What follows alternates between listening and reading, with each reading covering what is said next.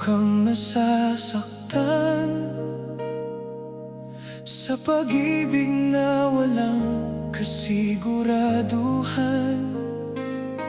Ibinigay mo ang lahat ng mayroon ka, ngunit puso mo'y kanyang binaliwala. Hanggang kailan ka magdurusa sa taong wala namang pakialam sa'yo? Panahon na upang bitawan ang pagmamahal na hindi para sa'yo. Bakit mo iiyakan ang taong di ka naman minahal? Wala nang ibang ginawa sa'yo kundi ang saktan ka lang. Bakit mo iiyakan ang taong di ka naman pinahalagaan?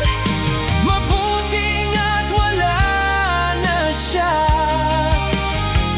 kaysa nagtitiis ka sa kanya.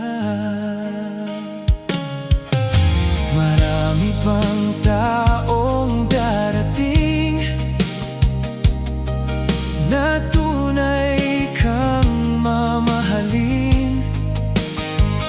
Di mo kailangang ikulong ang sarili sa alaalang wala nang mangyayari. Buksan mo ang iyong puso sa bagong umagang naghihintay sa'yo.